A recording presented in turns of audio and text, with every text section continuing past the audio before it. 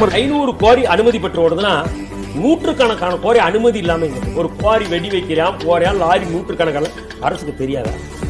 இது தெரியாத உமர்ல ஒரு கனிம வளங்கள் வெட்டி எடுக்கப்படுகிறதுன்னு சொல்றாங்க. அந்த முறைகேடா வெட்டி எடுத்து கேரளாவுக்கு அனுப்புறான்ட்டு நாம் தமிழர் கட்சி சீமான் போய் போராட்டம் நடத்தினார். அவர் மேல வழக்கு போட்டாங்க.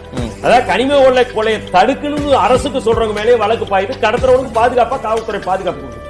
எவ்வளவு அருமையான அரசு பாத்தீங்களா? 32 ஆறு ஒரு ஆறு கூட மண்ணில் வச்சு தின்னாச்சு. நம்மகிட்ட புத்தகத்தனமா கேள்வி வைப்பாங்க, மண் இல்லாம எங்க பாட்டு பாட்டுல விடிட்டு இல்லையா? இது தனியா ஏரிக்குள்ள வெட்டுறானா ஆத்துக்குள்ள வெட்டி வச்சிருக்கான். 30 அடி 40 அடிக்கு மண்ணை இழுத்து என்ன கொடுமை பண்ணு. லாரியில அப்படியே ஈரத்தோட சொட்ட சொட்ட மண்ணள்ளி கொண்டு போறான். அது தெருவங்க சொட்டு சொட்டு நீரை விட்டு போகுது. ஒரு லாரி ஈரத்தோட மண்ணை இருக்கும்போது 2500 லிட்டர் தண்ணி போதுங்கிறான். அந்த லாரியில இருந்து சொட்டு சொட்டா விடுகிறது தண்ணீர் அல்ல. என் அன்பு சொந்தங்களே, நம் தாய் மண் வடிக்கிற கண்ணீர் என்பதை நீங்கள் புரிந்து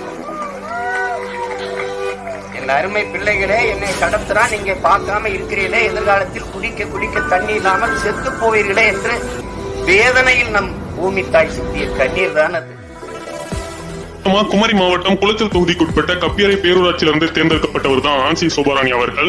அவர் பல பணிகளை தேர்ந்தெடுக்கப்பட்ட பிறகு தொடர்ந்து செயலாற்றிட்டு வராரு. அந்த வகையில் மலைகளை உடைப்பதற்கு ஆதரவாக நிறைவேற்றப்பட்ட அத்தனை தீர்மானத்தையும் ரத்து செய்திருக்காங்க. அதே மாதிரி இனி எந்த காலத்திலையும் கப்பியரை பேரூராட்சிக்கு உட்பட்ட மலைகள்ல கல்குவாரி தொழில் செய்ய அனுமதிக்கவே கூடாது அப்படிங்கிற மாதிரி பேரூராட்சியில் உள்ள 15 உறுப்பினர்களும் ஏகமனதா தீர்மானம் நிறைவேற்ற ஆன்சி சோபாராணி அவர்கள் முயற்சி எடுத்து அதுல வெற்றியும் பெற்றிருக்காங்க.